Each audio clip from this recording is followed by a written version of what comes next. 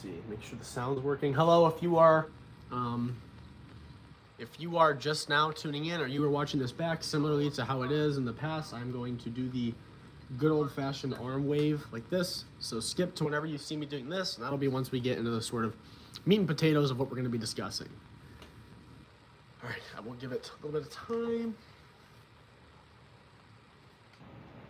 Make sure that we are all good to go. Sound check, test chat, because I know I need to make sure that that's working. Perfect. Hopefully the sound's good. Woo, yeah!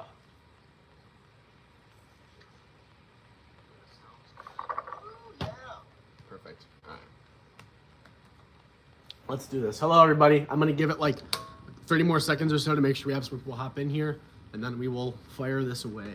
This is going to be pretty interesting because now we're starting to dive into what everyone has the most questions about, which is the physical stuff. So I'm not with what I plan on discussing today, I'm not anticipating I'm going to super dive deep into any of the more minute thing. This is more of kind of those playing off of that pathway of learning where I discuss understanding yourself as a bowler and learning to leverage your strengths and weaknesses to create an advantage for yourself and a disadvantage for others, that kind of thing. But I'm going to make it very clear that I need those of you, and I'm going to say it again later on once people tune in, because I know we only have a handful of you now, but I need you guys in the chat. From this point on, if it's a live stream about something physical, this is something that, it's easier for me to ramble on when it comes to mental stuff or things to think or things to understand, the lane, how the lane looks, the entry, the angle of entry, the pin deflection. It's easy for me to explain all that and ramble on with that, but I can only dive deep into stuff that's pertinent to what you guys are needing if you ask me. So sure, I can scrape the surface on some things, but that might not be enough for the amount of information you need on said topic. So I'm begging you, please, please, please put something in that chat. I just threw a test in there, so I know it's working. I know I can monitor, and I would love to help all of you out on a much more individual basis to the best of my ability. Obviously, I can't see stuff unless you toss me a video or whatever, but if you want to send anything to me personally, private lessons are all free. So, all right, I'm going to do the signaling wave. Hello, if you are watching this replay back, this will be where we actually start to talk about the topic of discussion of this video, which is understanding yourself as a bowler physically and understanding how the things you're doing physically are relating to what that ball is doing as it's trying its darndest to navigate and get you into the pocket as often as it can. So I will discuss how you need to understand yourself physically, and then I'll kind of talk about things that the ball is doing that you are applying onto that ball that otherwise kind of change the motion that it's creating as it's trying its best to navigate toward the pocket. So obviously I've talked about this very broadly on the pathway of learning, so I'm just kind of looking to dive a little bit deeper on those concepts. But again, I need all of you, even if you're watching this back, if you're not live watching this and you're watching this in the future, throw a comment, throw something in there. I know it works. This is the most difficult thing for me to make sure I'm catering the best to you guys, because I don't know what it is you need, right? Everyone's going to run into different problems when it comes to the physical game, but me explaining what the pin deflection is universal to everybody, but the physical stuff is going to be interdependent to you individually. So I'll talk about as overarching things as I can, but if you need additional clarification on something or a problem you're running to, whatever the case may be, ask me. I want to make sure you guys are all gaining the most you can out of this. So, for starters, I'm going to just shut this down now because this is not the way it is anymore. So all of us know bowling is not the same as it was, even just 5 years ago. The equipment, how the oil's laid out, how bowlers are bowling, the attitude bowlers have, it's all so different than what it was even just a little bit recently ago. And that's because the world is just changing, right? Things are changing, we're all changing, whatever. So with that being said, the way bowling has evolved on the physical side, which has in turn made all this equipment more definitive and made a lot more different ways you can go in avenues.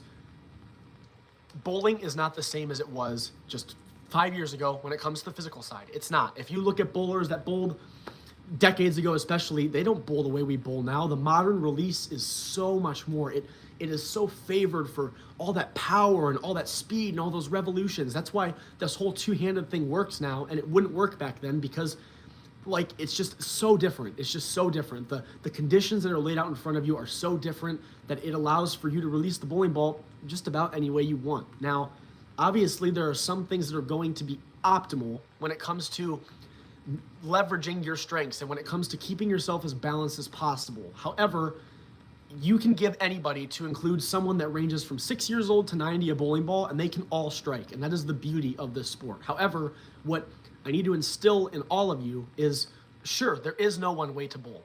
I will never bowl the same as any of you, and none of you will ever bowl the same as any of each other. And that's okay. We all have our own bowling DNA. That's what I always say, and I will always live and die by. Nobody is meant to release the bowling ball the same exact way as somebody else, because we're all built different. We all feel things different. We all understand things differently, and that's awesome. I love that about this. Like, sure, there are things that are optimal and will in turn help you out and help make sure that you are making less mistakes, but don't think that there's some cookie cutter way to throw the bowling ball, because if there was, there would only be one professional in the world, and that would be the person that knows how to bowl the right way.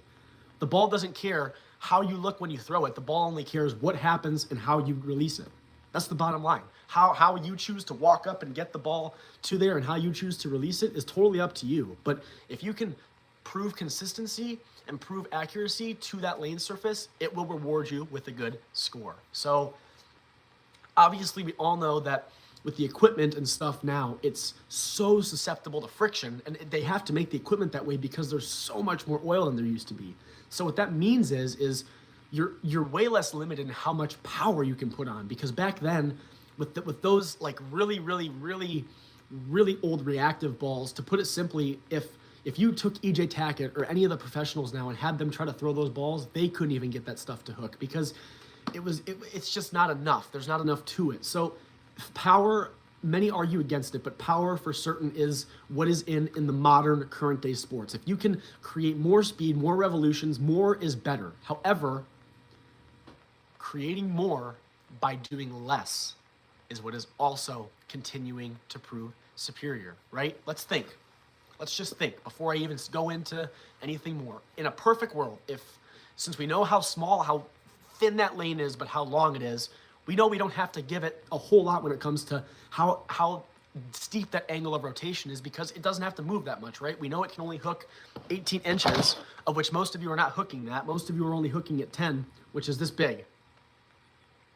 That's how far to the left and right that your bowling ball is hooking. I'm gonna break it to you. So if you have a ruler, even this is 12 inches. This is how much that bowling ball is hooking. So, okay, sure. Obviously, I don't have to do a whole lot, but there's all that oil, which means I can get away with doing a whole lot. However, in a perfect world, if I could sit here right now in front of all of you and say, okay, all I have to do to release the bowling ball with a bunch of speed and a bunch of revolutions and everything's balanced is to do this,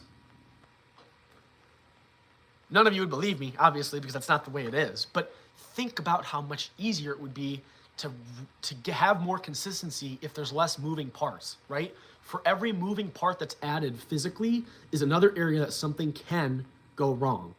It is, right? Like if you have a machine that has 2 cogs that twist, and then you have another machine that has 80 cogs that all twist and are all in some sort of mumble jumble formation with each other, if one of those 80 cogs goes bad, the whole thing is going to stop running. But with the 2, as long as those 2 go in cahoots with one another, the cogs will keep turning. Do you get what I'm saying? So the more you're adding, that just means there's more things that have to be executed down to a certain degree of perfection to ensure that you have a good shot as you're executing. So if you can accomplish more by doing less, that will always be optimal. And that's not me saying that because I do less or because someone does less. That's just logic, right? We can't deny that. In a perfect world, if I could do just one small minuscule movement and release the bowling ball with exactly enough revolutions, exactly enough speed, optimal to achieve the optimal angle of entry and the optimal amount of deflection as that ball is going through the pins, that's what you'd want, right? So I'm not saying you can't be extravagant, but just be aware of the fact that the more things that you are adding is just the more things that have an opportunity to go wrong. So now let's kind of dive a little bit. And again, please ask questions as I'm starting to dive into this. We already got one. I don't really like how you say there isn't a break point, because there kind of is, but it's more like a break line. I always say a friction board, but break line is a good one. It's just, I don't want you to perceive it as like one certain point in time on the lane where the ball's shifting in direction. It's on there for 8 to 10 feet. So it's more of a break line, or the furthest right or left, if you're a lefty, that ball's making it as it's going down the lane. So that's good, because we're going to actually segue into that here. So your ball motion, how that ball is navigating down the lane. So firstly, we as bowlers need to properly identify what our strengths and weaknesses are before we understand anything. Because I'll kind of expand this a little bit, because this is something that I was thinking about, that I was speaking to somebody about, that he kind of gave me a really good perspective on this. So where was I? Okay, understanding yourself as a bowler, right? So understand what your strengths and weaknesses are. Some of you may be extremely buff and tough, and you can create great speed, but you may have a weakness. Like your hand might not be able to create as much rotation based off of the speed you get. You may have the opposite problem, where you can flick it real hard and get so much rotational energy, but you just struggle to get that ball to have a good speed as it's traveling. So this is something that I actually had in the pathway of learning, where I kind of discussed rev dominant, speed dominant, and balanced bowlers. Now, I'm not saying that it's bad to be rev dominant, speed dominant, balanced, whatever. But what I am saying is, by not being balanced to a certain degree, you're almost limiting how many of those zones on the lane you can play. So I'm just going to give you a completely hypothetical. We'll give you a handful. So let's say, for me, we'll do me, the old Coach Logan. So when I was first bowling, I used to bowl recreationally one-handed, and about a year and a half ago, I actually swapped to this new two-handed approach, which is not for everybody. I will sit there and say it's not. I sometimes don't think it's for me sometimes, but we're still rolling with it as of now. But I bowl both ways, so I understand the struggles of both.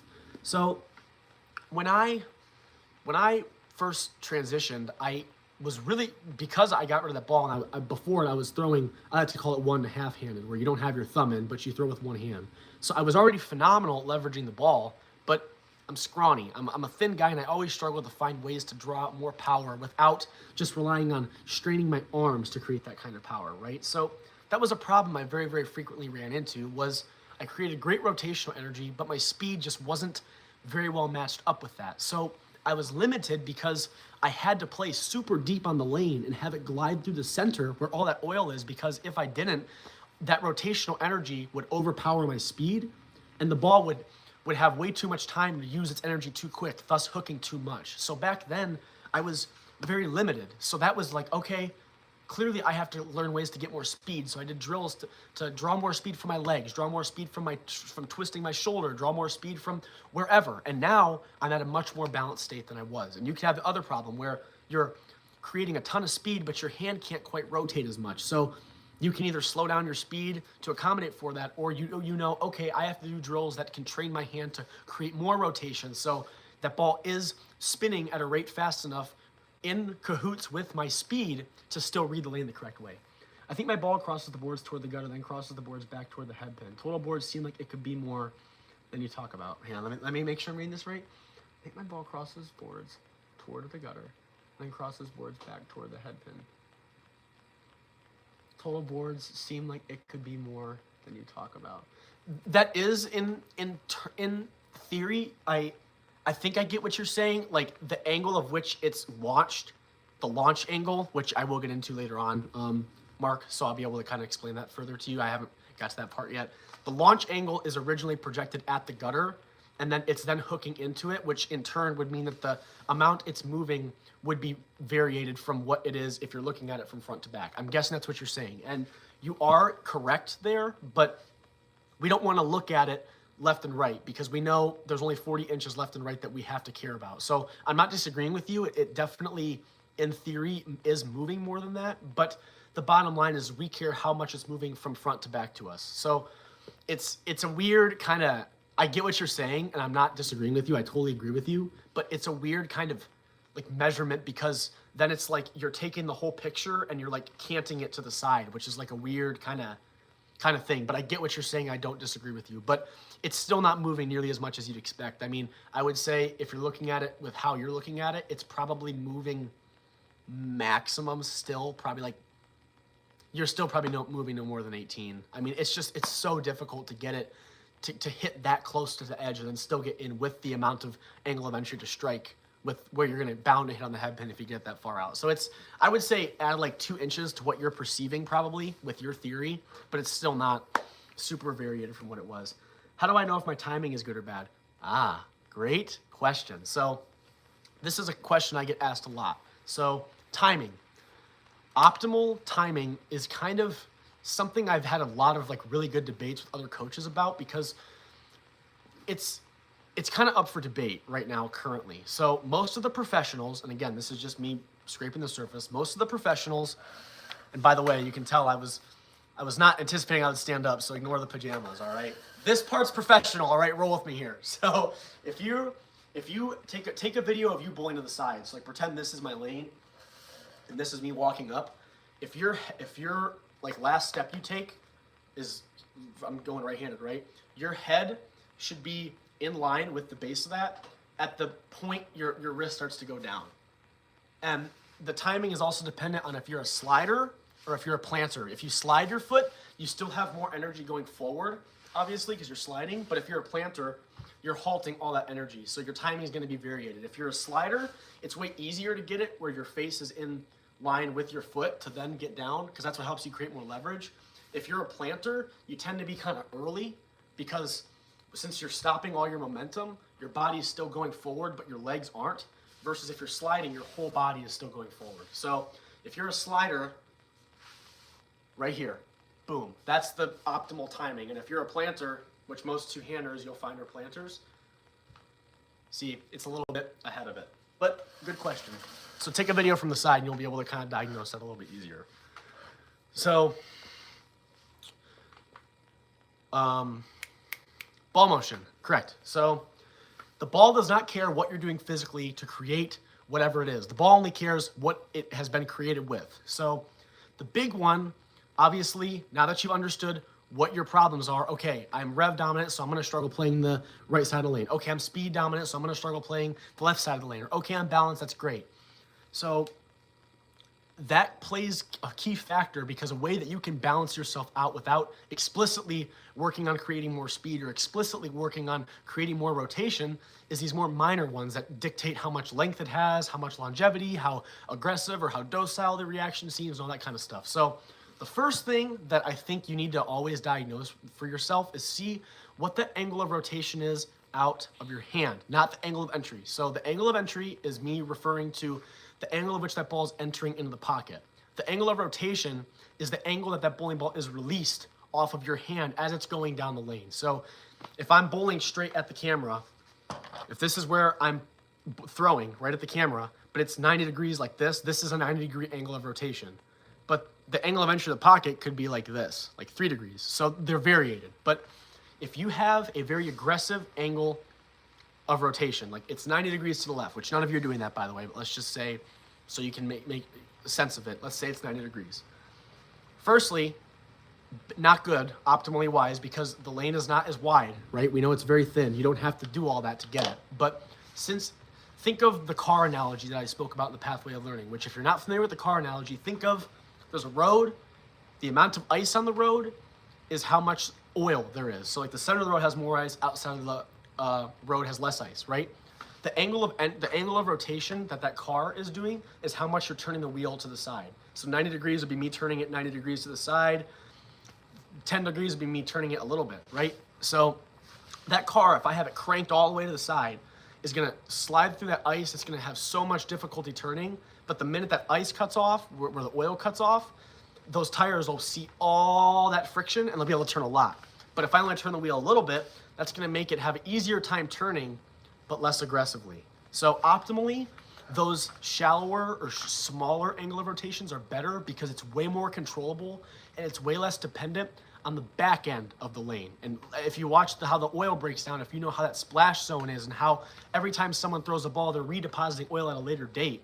If you have a bunch of angle of rotation and your ball is the main spot that it's reading, or the break line that we were talking about, Epic, if that break line is super deep on the lane where that splash zone is being the most impactful and is transitioning the fastest, you're going to struggle to have a consistent ball motion because you're playing in the soup of the lane where everything's getting sloshed around the most common. But if you can dial down the angle of rotation and get it to read prior to it hitting the splash zone, that means it'll be a lot more consistent because now you're not playing on a glacier where everything's just kind of sloshing and moving around. You get what I'm saying? So again, it's okay if you have that, but if you, for example, are someone who has a lot of speed, but not a lot of rotation, like RPMs, and let's say I'm in that boat and I also am rotating it at 90 degrees, well, of course it's not going to hook because now everything's working against the ball having enough time to hook. I'm not giving it enough time to build up friction.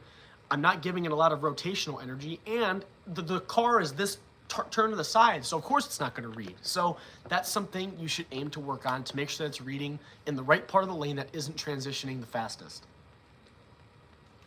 Another one that goes quite hand in hand to this is the tilt that you're applying on the bowling ball. So this one's kind of hard to see if you're not trained to see it because it's a more minute one, but if I explain it visually, I think this will make sense. So I'll grab my ball. So think of a car tire versus like a bottle top, like those like spinny thing, like a UFO even, right? If you have a low zero tilt, that means that ball is going completely end over end, which like a tire, right? Now if it's tilted, think of like the UFO. Firstly, if your ball is rotating like a UFO, it's never gonna hook, right? That's just a gimme. But let's say instead of it being like, if this is where it's rotating, let's say it's coming at like an angle a little bit. It's rotating not completely end over end like a wheel. Think like the wheel is kind of on its side. That's tilt. So obviously, if a wheel has more contact with the ground as it's spinning over end over end, it's going to read sooner and less aggressively, right? Because it's directly fighting that oil and is building up more friction end over end. But if you have it a little tilted like this, it's not rotating directly across that lane surface, thus building up less friction and hooking later. So a lot of two-handers fall into this category when they first are bowling or when they are bowling, where they have all that rotational energy and not enough speed, but then they don't have that like tilt on the ball. So now it's reading super quick, has a bunch of rotational energy, and it's just taking off. And a lot of guys that bowl one hand, no thumb run into that issue too. I've noticed it a lot. So if you can, on your setup or something, instead of getting your fingers to go completely like this up the ball, have it come at the side of the ball. If it comes off the side and instead of it rolling end over end, it's now at a slight angle, it'll read a little bit less aggressively. So that's another thing you can think about. The other thing is where I talked about that oil soaking up on the ball, the flare. So this is obviously diving a little more into the equipment, which we'll get into the equipment probably. See, I was going to talk about the equipment earlier, but I don't want to talk too much about that yet because I need to make sure that all of you are understanding like the things you need to work on physically, and then you can kind of cater what bowling ball purchase you should make next after you understand the physical stuff. I'd argue that that's better, but how much that bowling ball is flaring has a big impact on the ball motion it's creating, right? The flare, if you throw a ball and it's rolling every time, it'll have those little lines of oil on the line, and how far away those oil lines are. If the furthest line is on this side of the ball, if the furthest line is here and the other furthest line is here or here, that's a high flare bowling ball. But let's say they're a little tighter, like they're here, that's a low flare bowling ball. So think, if a bowling ball every time it's rotating is rolling over a fresh spot on it, that means it's always rolling over a dry spot, meaning it's not going to redeposit a bunch of oil in the end, and it's going to have a much easier time reading the lane sooner or hooking more in our case. Versus if you have something with less flare where it's rolling over a spot that already collected oil on, that's going to tame it down, meaning it's always going up against a little bit of resistance. It's always rolling over oil. So usually urethanes are a very, very big one you'll notice with that, because those things are designed to chew up a bunch of oil and keep rolling over it, which is why they have that super like slow controlled thing, right? And those are the ones that spit up a bunch of oil at the back end of the lane, which is why the USBC is having that big hammer down on them banning the urethane bowling balls, which I'm not really going to provide much input on that yet unless you guys want to talk about it. But that's why they're doing it, because they're saying it's altering the lane surface so much, which is correct. So diagnose what your problems are. Diagnose the things you know you're good at. Diagnose the things that you know you struggle with. And now you know what to work on. So here's something that my buddy was talking to me about that I need to make very, very clear to all of you when you're trying to work on something. So like, let's go back to me, right? We knew that, like I just told you guys, I struggled to make ball speed back then, but I had a lot of good rotation. So when I was thinking back then, I knew I had one of two choices. It was either I learned to get more speed, or I just learned to not flick it as hard. Now, something you need to kind of think about cognitively when it comes to you as an individual is it going to be advantageous for me to just do less of everything, or is my weakness still a spot for potential? There's a difference between a weakness and a spot that has weakness but potential. For me, when I was thinking, I initially actually was trying to quiet down my hand and not rotate it as much and get it to have slower roll. But then it was like, you could throw a marshmallow and probably hit the pins harder because it was just so slow. I wasn't giving it a whole lot, and I was like, man, this is just not right. But I was like, wait a minute, like, I have potential, like, because I know I'm relying on my arm to create all of my power. So I know, wait a minute, I have 2 legs, I have another arm, I have my whole back, I have my shoulders, I have all these other spots I can draw power from. So it wasn't necessarily that my speed was a weakness, but just something I knew that I needed to work on. It was potential that I had not yet met. So don't always stoop lower because it's not working at the time. Just push yourself and understand the things that if there's something you know for a fact, like whether it be an injury, or an injury is a big one. Like if you have an injury that prohibits you from doing X, Y, Z, then you know, okay, I physically can't combat that because I have an injury. So don't hurt yourself or push yourself beyond the limits of what your body can handle because of said injury, right? At that point, it's like, okay, I have to make myself a different way. But if you know that it's just something that you need to work on, then don't make yourself get worse at something else in turn. Make yourself just meet the standards of the other thing. Does that make sense? So don't ever stoop lower at stuff that you know that you can fix. That's a big one. That's a big one, because I wasted like 2 years of practice time and got a little bit worse during that period where I was trying to quiet my hand down, when in reality, I should have just focused on what mattered, and that was just getting my speed up to match it. So that's a very interesting thing you need to think about. So if you want, because oh yes, we'll go into this. So I talked about how you need to really cater any time you go out and practice, which for some of you may not practice a lot, some of you may practice a lot, and that's okay. Or even if you like do like a drill at the house or whatever. Practice, nobody cares what you score in practice. Nobody cares. You should, when you go into the bowling alley and you're actively trying to work on something, like if it's just you or whatever, if you're trying to work on something, don't worry about the score, guys. That's your time to work on those weaknesses and make them meet that potential that you're setting. Meet those standards, pick up on something, learn something new, expand your uncomfortable things and make them comfortable. Because like I was just talking about earlier, how there is no one way to bowl.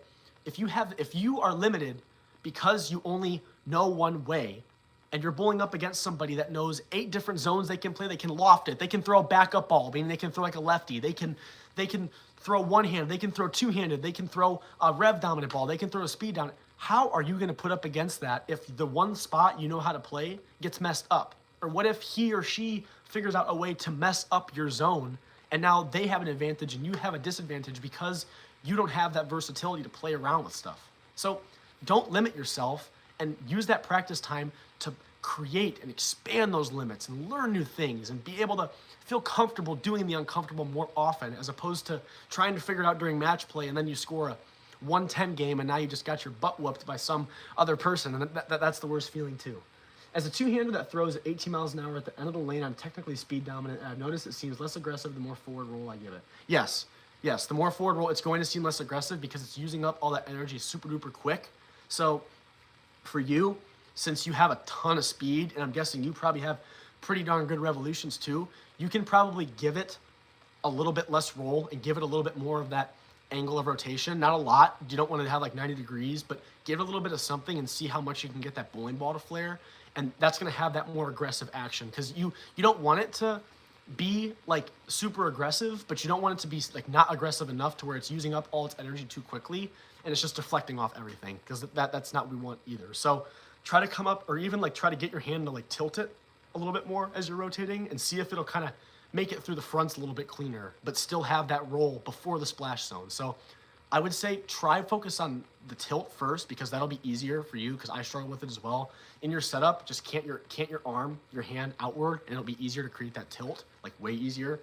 And see how that fares you, and then see if you can have it to be, this is going to sound so goofy, but have it be a non-aggressive but aggressive looking, right? I think that with all that speed and everything you have is great, but just try to have it, keep it rolling early, but have it roll just a little bit later than early, to where it still has good carry down and good energy as it's going through those pins. But yes, good observation. So you know what you have to work on. You're expanding on your things you're working on, blah, blah, blah, during your practice time, and then you go out and then you bowl. And if you only practice, like I said, if you only practice one thing, guys, you're only going to be good at one thing, and then you're not going to feel comfortable making a drastic change or whatever. And a lot of the times, this sport is about those who, to be honest, it's about those who have the balls to do something crazier than the other. Because we talked about the lane. We know what it looks like, and we know how crazy this oil can be, especially on these challenge patterns, on the sport patterns. Guys, I have bowled on some wicked stuff. I have struggled. I have prospered. I have been through it all. I've seen it. I promise you. I've seen a lot, and I haven't been bowling probably as long as even some of you, but like, I spend so much time trying to develop my understanding of things. I pick up on stuff so quick, which is why this pathway of learning is so important. You got to understand what you're looking at to analyze it and play to your strengths and know what exactly you have to work on, because like there's so many people that can just throw a phenomenal ball. Like they have almost zero flaws. They leverage their strengths very well. They're versatile, but if they have no idea how to change that ball motion, or have no idea where their ball's going, or have no idea how those pins are hitting each other, or how the ball's deflecting, you can only score so well. I mean, you can only get 190 points if you just 9 spare the whole time. That's in a best case scenario. So like, you have to be able to see that kind of stuff, and you have to be able to learn the more minute adjustments and be able to play those different spots in the lane, because it makes such a big difference. I'm telling you, like, especially if you're on these sport patterns, they do not stay the same. Like house, if you're a balanced bowler and you're bowling on house, you can get decently settled in most of the time. It depends who you're bowling against, obviously, because people are breaking down the lane differently every week you go to your leagues or whatever. But when you're bowling on the sport and the challenge stuff, like every time you go up to throw, something's changed during the last time. So if you're always living in a world where you're just reacting to something after you've been punished for it, like sure, you can still score well, but imagine how much better you could have scored if you could see the stuff and think, okay, I struck on that one, but XYZ happened. So I know if I do it again, I'm likely not going to strike on the next one. And then you make the adjustment, and then you flush it, and then it's great. You're like, wow, I'm good. I know what to do now. But if you didn't see that at first and you still struck and you're like, oh, close enough, and you do it again, that's when you start to get upset, because you're like, wait a minute, I just did the same thing. I didn't change any. You get what I'm saying? So that's why I've regimented it in the way that it is. And these questions are really, really good. I like that we're getting some engagement, because like I said, this is just such a big part of this that people are always going to have questions on. I need to know where your guys' heads are at. Great questions, all of you. Great questions. We still got 30 minutes left too. I love it. I love it. I love it. I love it. Oh, we got another one. That's the mistake I made at the high school tournament. I didn't know where to move, and I ended up really upset. See, yes, exactly. Like, and it's super easy to get frustrated when you don't know what's going on, which again is just feeding into this whole pathway of learning thing. Like, I really wish that I could recommend a tool for you guys, or we had some tech at this point that was like a glasses and you could see the oil. If you're ever at a center, because it's hard to see how the oil is breaking down. Like you can only judge what the oil looks like based off of how your ball's reacting, right? And I wish there was some glasses that like showed the liquid on the lane or something like that. That'd be so cool if we could see that. But here's a way you can see it. So this was awesome when I got to see this. So I actually had at a center, because I coached high school and I still coach obviously on here and other stuff. So I got to go to a lot of tournaments and stuff for high school bowlers. So they were actually freshly oiling a lane, and I got there like super early for just a match. I was there super duper early at the center we were playing at that week, and they were actually re-oiling over old lanes. So what I did was I actually walked on the between the gutters and the lane. I was actually looking past where that cutoff is of the oil. Now, On the lane that they just oiled, it's stripped. You can if you get down low and you look at it, you can see like how glossy it is, and you can see where the oil is and all that. And I was like, oh, that's cool. But then I looked on the one that they hadn't re-oiled yet. I kid you not, you could see there was still a clear cutoff of where the oil landed, but you could see all these like little lines and little speckles. I could tell which lane had a lefty on it because there'd be little speckles on the left-hand side or there wouldn't. I was like, whoa. Like, you can see that there's like lines of dryness, like in the beginning part of the lane, there's lines of darkness past that cutoff at the end of the lane. So if you have an opportunity to go like walk about or have someone ask the people at the front, be like, hey, can I just go take a look at the lane? And if you get down low enough, you'll see how that oil has been altered. And it's like, wow, okay, now I can kind of put some visualization, which is why I try to make that car analogy loosely, because that's the only thing we can really relate it to. If I start with more forward roll on the right side of the lane, would you recommend to put more wrist angle as I move left? I've been using more forward roll lately to get my ball to not be too aggressive. Okay. If I start more roll on the right side of the lane, would you recommend put more wrist angle as I move left? So here's a big thing to think about. This is a good one for all of you, especially for you as well, Dan. This will help you. So depending on where you're standing, like let's say you're playing pretty direct. Like let's say I'm standing up the right and I'm aiming to the right and throwing it very directly. So however many degrees of rotation I'm creating, right? Let's say it's just 15. I'm just making up a number, right? And it's striking. And I move left. Here's a good way to think of it. You have to turn the wheel enough to match the angle of entry, right? If I have to get my ball to go, or if I have to get my car to turn this much because I'm playing more to the left, but I only ever turn the wheel this much, you didn't turn the wheel enough. It's never going to be able to hook. But the more you turn the wheel, the later it's going to read, on top of it, gliding through the oil longer. So you would, if you choose to, which you'd have to in your case, Dan, if you turn that wheel more to match up where it has to end up, you have to slow down your ball speed a little bit, because now it's gliding through oil, or the car's driving through ice, so it's going to have a harder time turning already. And you're turning the wheel more, so it's going to have even harder time turning. So if you keep all the same, it's just gliding. It's going to have so much length, and it's going to have such a difficult time. So yes, you do need to turn the wheel enough to get it to read enough, but you still have to make it with your speed accordingly and everything else. Or like decrease the amount of tilt you're getting in your case, Dan, since you're working on that. So it is rolling end over end, but at a deeper rotation to match the angle that you have to be playing. Does that make sense? I think that I explained that perfectly. Another thing, if you are struggling with accuracy, this is a side note, and I'll get into you, Riley. Wherever my target is, if I'm standing to the right side of the lane and this is my target, I should be square to that. But if my target's the same and I move over here, you have to open up to that target. Way too often when you're struggling to make your 10 pins, it's because you're too closed off and you're trying to like make your arm go out this way. You have to make sure you're staying aligned with that target as I'm moving. Like, I'm being really drastic right now, but do you see what my body's doing as I'm moving around? Keep yourself lined up with that target. That's a big one that I get asked, is how to be more accurate. So Riley said, it was super cool getting to see that at sectionals through the windows that opened my eyes. Yes, you were there when we got to see that at sectionals. Yes, because you can see the oil and how it's breaking down past that cutoff. Isn't that crazy? Yeah, all of you, seriously. If you, or even like, I'm sure there's a video of someone, like look up, I don't even know what you can look up. Look up like bowling oil, be able to see. That's not going to give anything. What am I saying? Oh my, look up something along the lines of that. I'm sure there's a video, or just ask to go see it in person, because it's more eye-opening if you can see it in person, because then you can also walk amongst the lane and you can see actually just how long it really is compared to what it looks like when you're standing at the foul line, you release the ball. It looks way different. Dan, yeah, I struggle with that, slowing it down. Definitely work on that though. Thank you. Yes, of course. I'm glad I could help. A lot of two-handers, since you discussed being a two-hander, they like to really get the ball up high and get a lot of like potential energy and move it. Try to like slow your feet down so gravity, like you can't scoop it as high, and then you don't have as much room to throw it as hard. That's a good way you can create less speed quickly, or just start a little closer to the foul line, so that way it forces you to go a little bit slower and more methodically.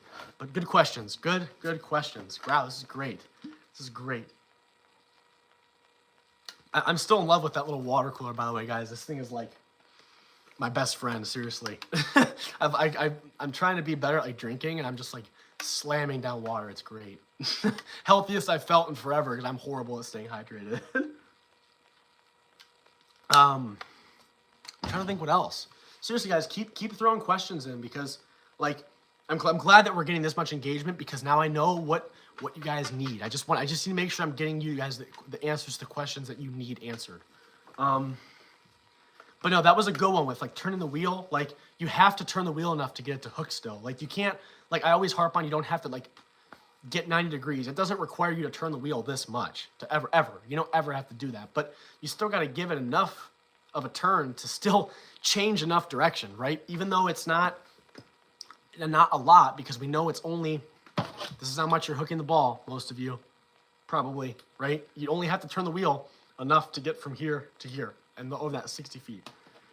I love the sliding on ice analogy. Yes, I don't think I could come up with a better way to think about it. Like if you ever are confused, or you like want to understand, like, like why did my ball do that thing? Just think of the car on ice analogy. Think of the car on ice analogy, and think of how that ice got shifted around, right? Like the best way to think about it is the type of ball it is, whether it's a high flare, low flare, solid, pearl, urethane, whatever. Just think that's the kind of tires it has. If it's a ball that's designed to read early, think it's like a grittier material tire, like a dirt, like the stuff like the dirt bike tires, like the HEV tires. They're a little more gritty, and they can like kind of shred through that ice a little bit easier. And then for like the pearls and stuff that are designed to read late, think of like a new tire. Yeah, perfect. That's even easier. Think of the solids are like the new tires, where they have more grip and they have more traction. It's easier for them to turn. And think of the pearls as being more like older, and they're a little bit less traction, and they have a harder time reading, which don't think is a bad thing. That's what we still want, because that helps you get those steeper angles of entries that other people may struggle to create. But the bottom, and then how much you turn the wheel is your rotation. How, if the car's tires are at an angle, that's the tilt. Or even if you think like a motorcycle, how much the motorcycle's tilted, that kind of stuff. How much speed and how fast those wheels are turning is the rev rate. How much turn angle of rotation. And then think every time after it goes past where that ice cut off, the tires are still wet. So now there's a little bit of wetness at the end of the pattern, and now it's changing. So the beginning, there's less ice because that's where it was getting wet. Then toward the end, it spewed up the ice at the end of the lane, or more water, and it's cold, so it's slowly freezing over too. Boom, boom. That will answer so many of your questions. And a big thing a challenge that I suggested all of you did in the past video, for the one that a lot of people liked, which was the one about the lane, on how you should record a shot and try to draw it out. Do that. If you draw that out, that will open up your mind. And if you guys need help drawing it out, I'll draw it out for you. Just send me whatever video you want me to draw it out for, and I'll happily do it. But that will open up your mind to just how little it requires on how much you're rotating that bowling ball. So just think, okay, I have to make myself up. Play to my strengths and weaknesses. Realize if it's a weakness or room for potential. Like, can I, if I work hard enough at it, balance myself out in that category? Think of the car analogy and different ways that car is navigating as it's trying to spin its wheels up in that ice. Think of stuff you're doing physically that won't always be optimal. And if you're choosing to not do something that is optimal, which again is up for debate, but just hear me out. Like, I'll just give an example. If we know, if my arm is always swinging at my target, if you are my target and my arm is always on line with my target, I could never miss. That's optimal. That always will be, right? But let's say someone kind of goes behind their back a little bit and they come around. Okay, why? So ask yourself, okay, why do I go behind? And then take a shot without going behind. Force yourself to throw straight. And now let's say I kept it on line, I hit my target, but my wrist like buckled and it had problems. So I'm like, okay, I have to tighten up my wrist. And you keep working it, and no matter what you do, your wrist keeps buckling. But anytime you have it go behind your back just a little bit, your wrist is in a much stronger position. Maybe it helps you get your hand on the inside of the ball more so you can work it a little bit harder. That is when you can kind of say, okay, I'm not doing something optimally, but I'm creating a big advantage for myself. Like, maybe I have an injury that is prohibiting me from changing that. Okay, I have to live with that. Okay, gonna have to just work around that and find a way to turn that into a strength, right? Something that I do, and you guys, I've showed this before and people crack up. So when I first swapped to two-handed, I would hold it normally, right, like this, and no matter what I did, my hand would always go around the ball. I would have like literally like 90 degrees, I kid you not, of rotation. And I was like, man, what can I do? So I was like, okay, maybe if I just don't like rotate it more. I kind of like just rotate it less. But then my wrist would buckle and I have a lot of problems and my wrist is actually going kind of bad. So I'm like, dang it, okay. If I can still get around it that much, like if this is how much I get around the ball, which is about right.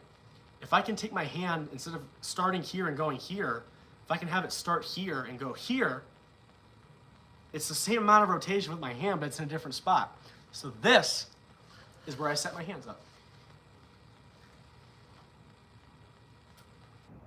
Bet you've never seen something like that before, have you? But now watch. Look where my hand is. Boom. Inside the ball so much.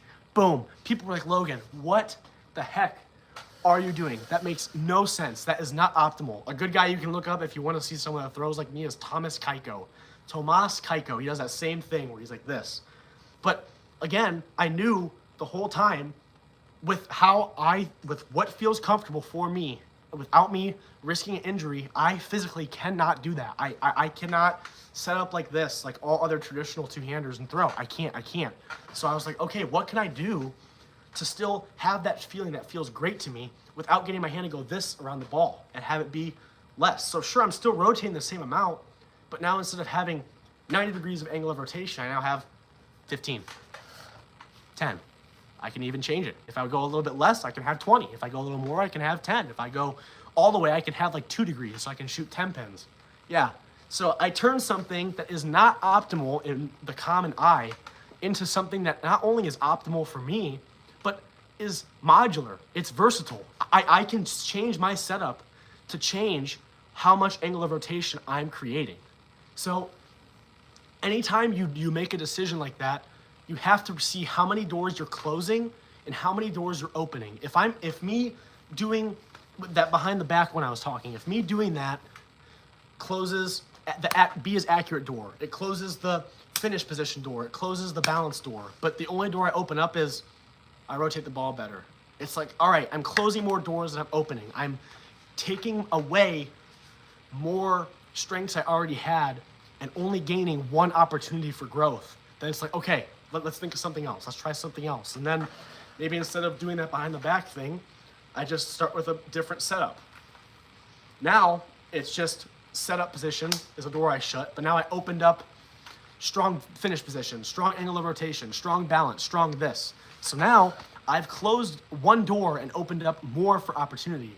And within those doors I opened, they went to 2 more doors, and those went to 2 more doors, and so on and so forth. Like, you just have to think, is me making a decision like this that is not optimal, is that benefiting me or hurting me? Because what is the point of an approach? I kind of touched on this. Why do we have an approach? Like, if we can bowl and just do this, why would we not do that? Why do I have to do that? Why do I have to take 5 steps and swing the ball like a pendulum and all that stuff you guys have all heard before? Why do I have to do that? Why? If you can tell me why, go ahead, indulge me. I would love to hear. Why? Why do we do that? I'll tell you why. We do it because it's benefiting us somehow. You need to sit there and think, okay, if I'm doing all this stuff and all these issues I have are just pulling from potential, shutting all these doors, not allowing me to grow, then why am I doing it, right? Like, some people out there, I'm being serious, could just, like, like, have you ever seen like the drill, like where it's a no-step drill, and you just stand there and swing the ball and throw it to work on your release? I know a handful of people that I'm convinced could bowl like that. I really think it. Like they create enough with so little that they don't do it. And one of the people I actually know, I'm actually very close with, and he has a super extravagant approach, his backswing super high, all this stuff, and I'm like, dude, like, you don't gotta do all that. Like, all that stuff, like, you're all these different transferring of energy. Like, that's what the approach is how you're transferring energy. Is the energy from your leg synergizing with your hip? And is your hip synergizing with your pec? And is your pec synergizing with your shoulder? Is your shoulder synergizing with your arm? And then is that synergizing with your hand? It's a synergy of energy. And if the synergy is like broken up, if you have cogs, all these cogs, and then they're all like different sizes, and some of them have grease, and some of them are bone dry, and like they're creaking together, and some of them are rusty and they're like breaking apart, like there's no synergy there. You're just wasting a bunch of opportunity there. You know what I mean? So by not optimizing your growth, you're just limiting yourself. So just think, like, am I really opening up more doors than I'm closing? Like, why do I have an approach? Like, here's a good challenge for you guys if you're watching this live stream. Try to go bowl and do as little as you can. Like, see if you can just take a step and throw with enough speed and rotation and it's still balanced. See if you can do that. Or, like, see how little you have to do. And I'm not saying don't do little, but just see how simplistic you can create your release. With enough speed and angle of rotation, everything, with it all being synergized, and see what you can do. And then think, okay, the bottom line is, for me, this is all I have to do.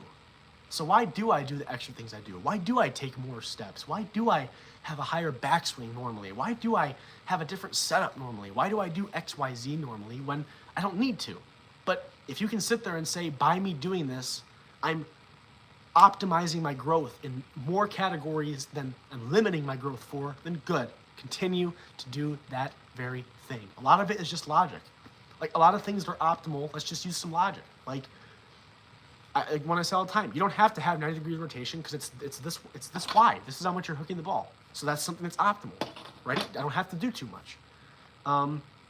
If we know I can't miss my target, if my arm always is swinging in the direction of my target, then we know that's an optimal thing, right? If I can stay perfectly balanced every time and I can look down and see where my feet are every time, that's always going to be optimal, right? Like, what benefit would I be receiving for not doing that? Well, I mean, none, normally. But if you are receiving some more benefits by not doing that, then continue to do that. That's what I mean. That's what it's all about, guys. That is what it's all about. Molly, I think I saw what you said. I don't know why I got rid of it, but I had a chuckle in my head there. YouTube's kind of weird. It'll like censor out a lot of stuff, I guess. I don't know. I'm still trying to figure out how this whole thing works. Trying to think. I feel like we've done a great job here at hitting everything I wanted to hit and answering questions, which, thank you. And if you are not someone that's watching this live and you're watching this video back, put a comment. I'll respond to it. And that's for any of you that are watching. Like, even if you don't feel comfortable putting something in a live, I can understand that. Like, I'm on Instagram, I'm on Facebook, I'm on all that stuff. Just add me, shoot me a message. I'm more than willing to help you out. And I'm going to put up an announcement about it, but since this channel is growing super quick and we're in the very beginning and you guys are the early birds, so to speak, I normally do private lessons, and I normally don't charge for them anyway for the first lesson. But for all of you that are here in this time, from the point we have this many subscribers till I think I'm going to do 300, I will give as many free lessons as you want. Whenever you want, as much as you want, whatever. Because since you guys are here super early and you guys are understanding what I'm trying to say, I know that I'm having an impact on you, which I will push out that message here within this week more than likely. But like, I'll do online stuff. We can just do a phone call and talk stuff. We can do whatever, seminars, whatever you guys want. But you guys are going to have that early bird special on my behalf. And I think that's the least I could do for all of you guys for sticking around, listening to what I have to say. Like, it means a lot. And I'm glad that I'm able to give back to all of you. And I'm glad that you guys are taking what I'm saying to heart and being able to apply that to your bowling game. I know I'm a very, what's a good word? I'm a little different in how I speak and how I present my methodology for teaching this. And I know it's definitely not for everybody, which if it's not for you, I apologize that it is not for you, but I hope it's there. Do you have a favorite drill for really honing on your accuracy? Yes. Okay, video time. Okay. Pretend you're my camera. You're what I'm recording, right? So biggest thing you want to work on is just to see, is it Dan that said that? Okay, two-handed. You just want to see, is your arm always going in the direction where you're trying to go? If you're one-handed, you can translate this. Is my arm always going in that direction? Take a video behind you, completely behind you, and let's say my target is that doorknob. Can you see that doorknob? Okay, right? So take a video from directly behind you and see if the whole time you're swinging, is that thing always going in the direction of the doorknob? Because what you feel versus what the reality is can often be skewed, so you have to kind of see it. So if you watch the video back, because if you're two-handed, this is a problem you'll have. You'll almost figure eight it. You might go like this. You might have like a little like wrap around. But if your backswing isn't in line the whole time, but your front swing is, then you're still good. You're still good. I kind of have one of those figure eights as well. But the bottom line for me is sure, I have that figure eight, but if my arm on the downswing is going in the direction of that doorknob, then I know I'm always going to be good. Another problem that you can have with accuracy is if you're trying to rotate it and you're relying on this elbow and I call it chicken winging. So if you go like this, if your arm flares out away from your body to get more rotation, that's what you don't want. So you want just your wrist to be what's doing all the work. Like EJ, yes, yeah. EJ Tackett's a good one. He kind of does one of those. Yeah, but his arm doesn't go around or anything. Like he has that figure eight, but on his downswing, his wrist is what's applying all of that rotation, not his elbow. So think arm. At the very least, it may go around and about or figure eight or whatever or behind you, but if it's not going dead straight on the downswing at that target, it's a problem. Like if you're going like this, if it's not projected at it or whatever at any point in time, that's when you know, okay, that is not a good thing. So practice, take a video of you throwing. Okay, I watch it back. Clearly, I'm not doing XYZ. Okay. Practice a couple times, see, okay, I feel like I fixed it, come back, take another video, and see if you remedied the problem that you recently had. Good question. Yeah, that figure eight's becoming a pretty popular swing mechanic that a lot of people have been incorporating. I know that would not fly back then because it's like, why would you do whatever? Why would you ever not aim and have your arm always go in the direction of your target?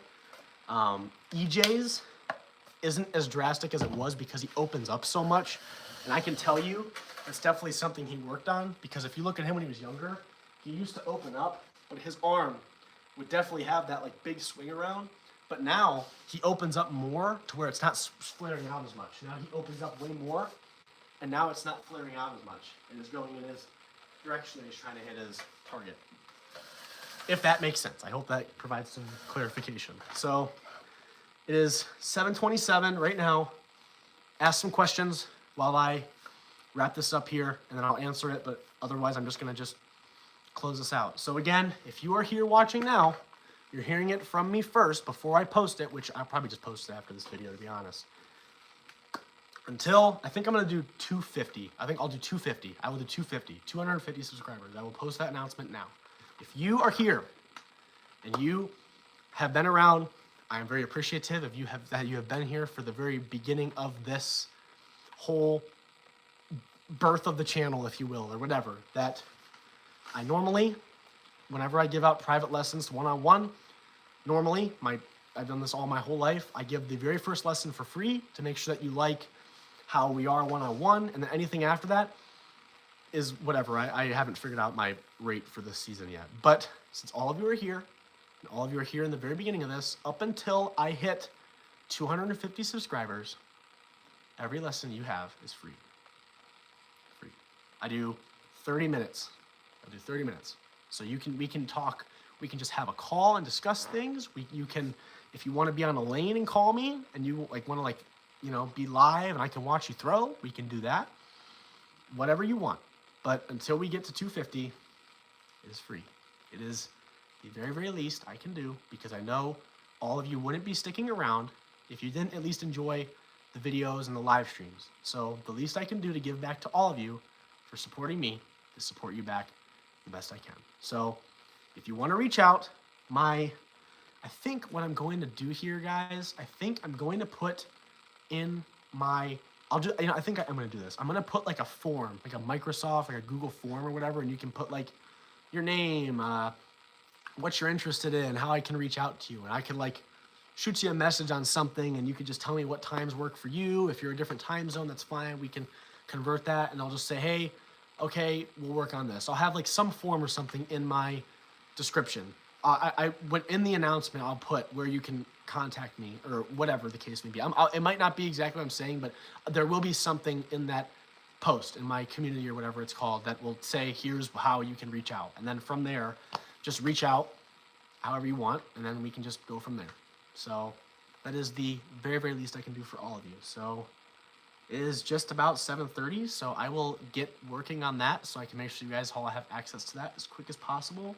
And this has definitely been the most viewership and the most engaged we've been, which is awesome. I'm glad that we're getting people to feel much more comfortable with opening up and asking questions. Is what this is all about. Don't ever be afraid to reach out, because I'm here for all of you. I'm at the mercy of all of you. Have you seen the PBA, the new one coming out? Yes, the PBA 2026. I want to get it so bad, dude. It looks like so much fun. You can actually customize your bowler now. I have the 2023 version or whatever. I like it, but I don't know. I feel like the 2026 one's going to be way better. Yes, I want to get it so bad. So, yeah, stay attentive to the community. I will be sure to throw a post in there that explains whatever the process, whatever I decide is best to figure out how we'll do this. But we will figure out a way to do this, and we will go from there. So I thank you all again for your support. We're at above 120 subscribers now. I'm pretty sure 121, I think. Yeah, that's crazy. Like, this has been like a month, and we're already above 100. I didn't even think we were going to be here. I thought it'd be like 50. I thought that's all I'd be at. So it means a lot.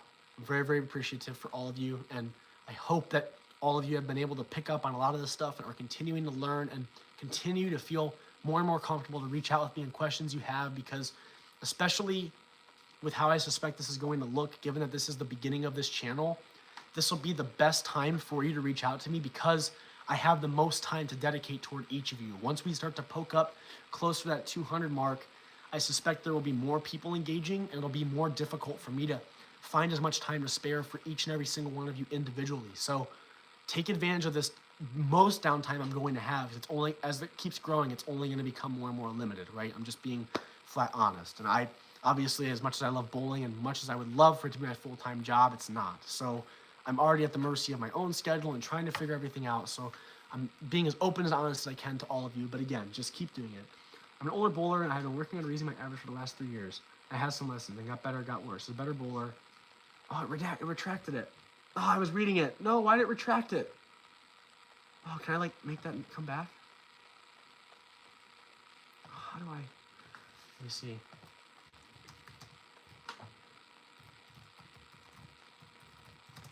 I'm looking it up. I was reading that. Why did it retract it? I'm gonna have to mess around and see if I can get rid of that. But it looked like you were talking about how you were improving. So I hope it's helping you, Mark, and I'll do my best I can to keep helping you out. So, all right, I'm already past the time. I'm just yap. I'm so sorry, y'all. So I hope all of you have a great night. Remain attentive, because I will get that information pushed out to you very, very shortly once I figure out whatever means. Oh, accidentally. Okay, I figured. I will figure out the best means I can for those coaching sessions to be a thing that you guys can all access. So just remain attentive. I hope all of you enjoy your week. I hope all of you get into some tournaments and get some leagues and score well. Feel free to share me your scores. I averaged well above where I usually do. I had a 237 this week, guys. I was kicking butt. So I was quite happy. So just like all of you, I'm learning and I'm benefiting from all the questions you guys are asking, because you're developing my mind just as much as I'm developing all of yours. It's a great mutual exchange we have here, guys. Oh, it's so beautiful, so beautiful. So hope all of you enjoy your week. If you need anything, reach out, remain attentive for that, and I will see you all as you continue your bowling journey.